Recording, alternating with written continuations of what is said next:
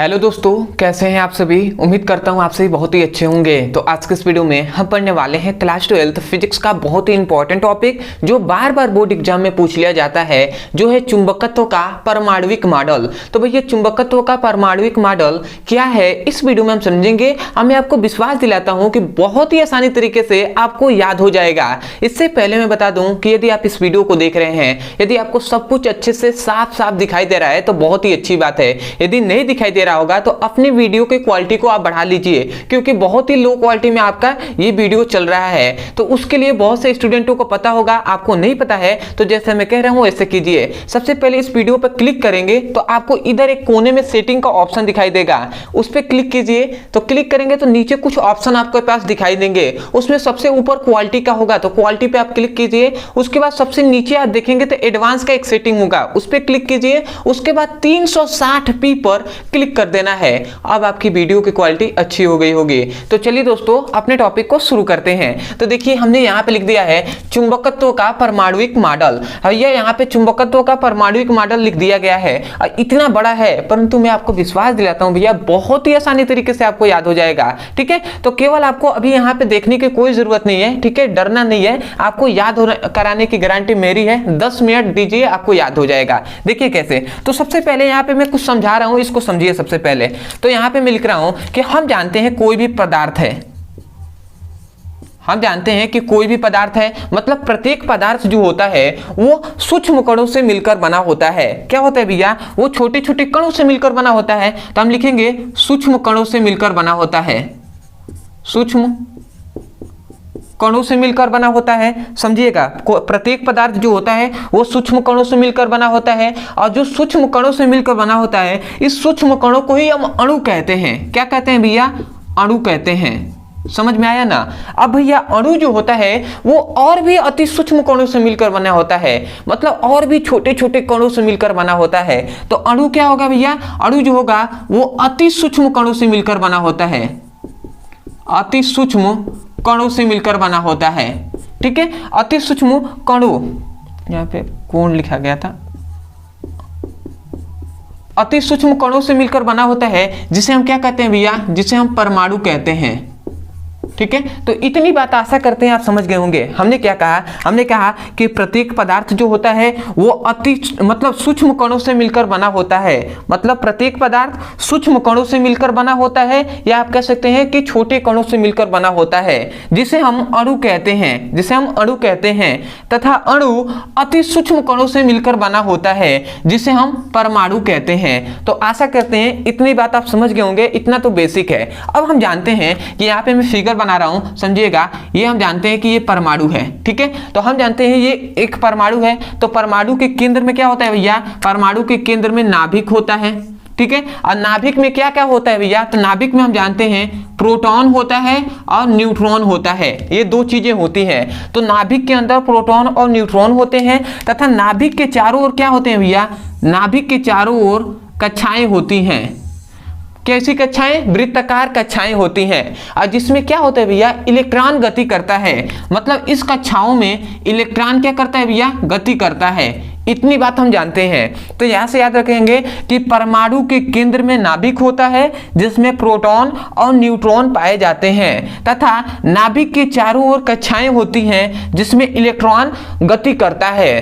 तथा याद रखेंगे जो इलेक्ट्रॉन गति कर रहा है ना, तो इसमें किसमें गति कर रहा है, तो अपनी कक्षाओं में गति कर रहा है। तो अपनी कक्षाओं में गति कर रहा है इलेक्ट्रॉन, तो इस गति को हम क्या कहेंगे, कक्षीय गति कहते हैं। इस गति को हम क्या कहेंगे, कक्षीय गति कहेंगे। इन सभी पॉइंट्स को आपको याद रखना है, एक ही बार मैं मिलाकर आपको बोलूंगा, आप इसी से याद कर लेंगे भैया ये जो नियम है। ठीक है, तो इसलिए ये याद करने के लिए ये सब आपको बताया जा रहा है। अभी तक हमने क्या क्या बताया, हमने बताया कि प्रत्येक पदार्थ जो होता है वो सूक्ष्म कणों से मिलकर बना होता है। ठीक है, जिसे हम अणु कहते हैं, और अणु जो होता है ना वो अति सूक्ष्म कणों से मिलकर बना होता है, मतलब और भी छोटे छोटे कणों से मिलकर बना होता है, और वो जो कण होते हैं वो परमाणु होते हैं। और हम जानते हैं हैं कि परमाणु जो होता है उसके केंद्र में नाभिक होता है और नाभिक में प्रोटॉन और न्यूट्रॉन होते हैं तथा नाभिक के चारों ओर वृत्ताकार कक्षाएं होती हैं जिसमें इलेक्ट्रॉन क्या करता है, गति करता है। तो इलेक्ट्रॉन कौन सी गति कर रहा है, तो इलेक्ट्रॉन कक्षीय गति करता है। अब हम जानते हैं इतनी एक मोस्ट इंपॉर्टेंट है, इसको याद रखना है अपने आपको कि भैया हम जानते हैं, इतना बात तो आप जानते होंगे कि यदि मान लेते हैं कोई भी आवेश है, ठीक है, समझिएगा, यदि मान लेते हैं कोई भी आवेश है तो ये आवेश यदि स्थिर है, यहाँ पे भैया ये स्थिर है, तो ये क्या करेगा, अपने चारों ओर विद्युत क्षेत्र उत्पन्न करता है। क्या भैया, विद्युत क्षेत्र उत्पन्न करता है, ठीक है। और यही जो आवेश है ये यदि गति करेगा ना, किधर भी यदि गति करेगा तो ये विद्युत क्षेत्र के साथ साथ चुंबकीय क्षेत्र भी उत्पन्न करेगा, ठीक है। इतनी बात तो आप जानते ही होंगे ना कि यदि कोई भी आवेश है वो स्थिर है, यदि वो एक जगह है, ठीक है, मतलब स्थिर है, रुका हुआ है, तो उस पर क्या होगा भैया, केवल विद्युत क्षेत्र उत्पन्न होगा। परंतु यही आवेश यदि गति करने लगेगा तो विद्युत क्षेत्र के साथ साथ चुंबकीय क्षेत्र भी उत्पन्न करता है, ठीक है। और इसी जो भैया, तो इसका मतलब जो इलेक्ट्रॉन पर ऋण आवेश होता है तो इलेक्ट्रॉन गति कर रहा है, तो इसका मतलब क्या होगा कि इलेक्ट्रॉन विद्युत क्षेत्र और चुंबकीय क्षेत्र उत्पन्न करता है। और विद्युत क्षेत्र और चुंबकीय क्षेत्र उत्पन्न करता है, इसका मतलब क्या हुआ कि भैया चुंबकत्व उत्पन्न करता है। इसका मतलब क्या हुआ कि यह चुंबकत्व क्या करता है भैया, उत्पन्न करता है, ठीक है। तो यही हो गया आपका, यही इतना ही आपको बताया गया है क्या, इस नियम में। तो आप क्या लिखेंगे, अब मैं आपको बता रहा हूं, इतनी बात आप बेसिक समझ गए हैं तो आप देखिए, ठीक है। तो सबसे पहले मैं एक बार याद दिला दूं कि हमने क्या क्या बताया है, उसके बाद सीक्वेंस में बोलूंगा, आपको याद हो जाएगा ये नियम। तो ध्यान दीजिएगा, इतने सब्र करके आपने यहां तक बने रहे हैं तो बहुत ही अच्छी बात है। अब देखिए कैसे याद कराने की गारंटी है। देखिए हमने क्या कहा, हमने कहा कि प्रत्येक जो पदार्थ होता है वो छोटे छोटे कणों से मिलकर बना होता है, मतलब सूक्ष्म कणों से मिलकर बना होता है, जिन कणों को हम अणु कहते हैं। और अणु जो होता है वो और भी छोटे छोटे कणों से मिलकर बना होता है, इसलिए लिखा है अति सूक्ष्म कणों से मिलकर बना होता है, जिसे हम परमाणु कहते हैं। अब परमाणु के केंद्र में क्या होता है, नाभिक होता है, जिसमें प्रोटॉन और न्यूट्रॉन होते हैं तथा नाभिक के चारों ओर वृत्ताकार कक्षाएं होती हैं जिसमें इलेक्ट्रॉन गति करता है। और इलेक्ट्रॉन कौन सी गति करता है, तो कक्षीय गति करता है, समझ गए ना। उसके बाद इलेक्ट्रॉन की कक्षीय गति के कारण ही क्या होता है भैया, विद्युत क्षेत्र तथा चुंबकीय क्षेत्र उत्पन्न होता है, अर्थात चुंबकत्व उत्पन्न होता है। यही इस नियम में बताया गया है। तो आशा करते हैं कि आप समझ गए होंगे। अब आप किस तरह इसको कैसे बोलेंगे, तो आप बोलेंगे कैसे, आप कहेंगे कि चुंबकत्व के परमाणुविक मॉडल के अनुसार या चुंबकत्व के परमाणुविक सिद्धांत के अनुसार, मॉडल कहें या सिद्धांत, दोनों बात एक ही है। तो आप क्या कहेंगे, चुंबकत्व के परमाणुविक मॉडल, मतलब परमाणुविक मॉडल के अनुसार प्रत्येक पदार्थ अति सूक्ष्म, मतलब सूक्ष्म कणों से मिलकर बना होता है। मतलब चुंबकत्व के परमाणुविक मॉडल के अनुसार प्रत्येक पदार्थ सूक्ष्म कणों से मिलकर बना होता है, जिसे अणु कहते हैं, तथा अणु अति सूक्ष्म कणों से मिलकर बना होता है, जिसे परमाणु कहते हैं। तथा परमाणु के केंद्र में नाभिक होता है, नाभिक में प्रोटॉन और न्यूट्रॉन होते हैं तथा प्रोटॉन और न्यूट्रॉन होते हैं तथा नाभिक के चारों ओर वृत्ताकार कक्षाएं होती हैं जिसमें इलेक्ट्रॉन कक्षीय गति करता है तथा इलेक्ट्रॉन पर ऋण आवेश होने के कारण इलेक्ट्रॉन की गति के कारण विद्युत क्षेत्र तथा चुंबकीय क्षेत्र उत्पन्न होता है, अर्थात चुंबकत्व उत्पन्न होता है। यही बात आपको इतना ही लिख देना है। ये जितना हमने लिखा गया है वही हमने बोला है। तो आशा करते हैं आप बोल नहीं देंगे। ये तो आपको बेसिक है, इतना तो आप जानते ही होंगे भैया, क्लास 12th में आप आ गए हैं, ये तो सब बेसिक बातें हैं। तो आशा करते हैं आप समझ गए होंगे।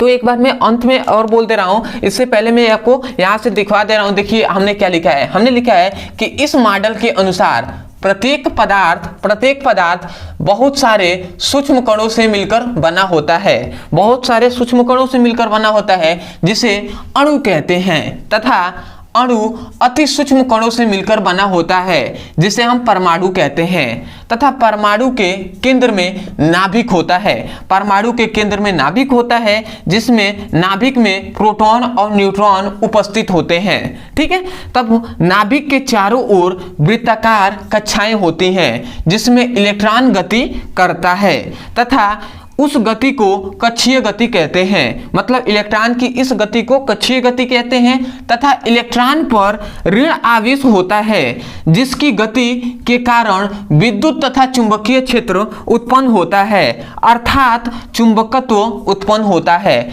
तो आशा करते हैं कि ये जो बात है यही तो बात हमने बोला है। तो मैं एक बार अंत में बोल दे रहा हूं, आप ध्यान से सुनिए, ऐसे अपने नोट्स में लिख लीजिए। तो आप क्या कहेंगे कि चुंबकत्व के परमाणविक मॉडल के अनुसार प्रत्येक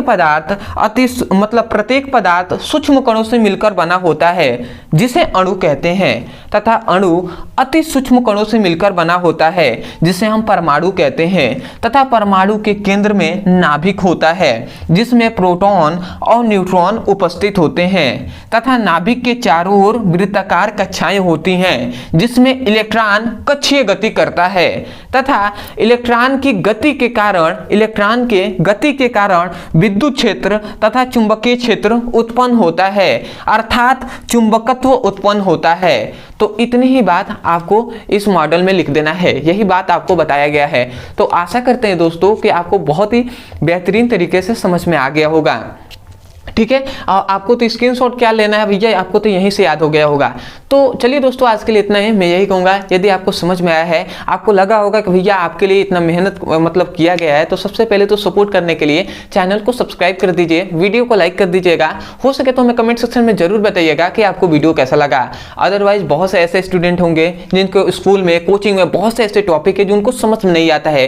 यदि आप उसको बेहतरीन तरीके से समझना चाहते हैं तो केवल उस टॉपिक का नाम लिखिए, यूट्यूब पर अंत में हमारे चैनल का नाम लिख दीजिए, आपको वीडियो मिल जाएगा, वहां से उसकी पढ़ाई कर सकते हैं। अदरवाइज बहुत से ऐसे स्टूडेंट हैं जो चाहते हैं चैप्टर वाइज सीक्वेंस में हमें एक एक करके वीडियो मिले और वहां से मैं पूरे अपने सिलेबस को पढ़ाई कर सकूं, चाहे क्लास 10th हो या क्लास 12th या अदर कोई क्लास। तो यदि आप पढ़ना चाहते हैं, मान लेते हैं क्लास 12th का, तो आपको एक यहाँ पे नंबर दिया जा रहा होगा, इस नंबर पे आपको व्हाट्सएप करना है और लिखना है मैसेज में, मान लेते हैं क्लास 12th का पढ़ाई करना है, तो आप लिखिए class 12th physics chemistry all video link. तो आपको फिजिक्स और केमिस्ट्री का चैप्टर वाइज सभी वीडियो का लिंक दे दिया जाएगा, वहां से उसकी पढ़ाई कर सकते हैं। तो आशा करते हैं आप समझ गए होंगे। तो चलिए दोस्तों, आज के लिए इतना ही, मिलते हैं एक नए टॉपिक के साथ, तब तक के लिए धन्यवाद। जय हिंद, जय भारत।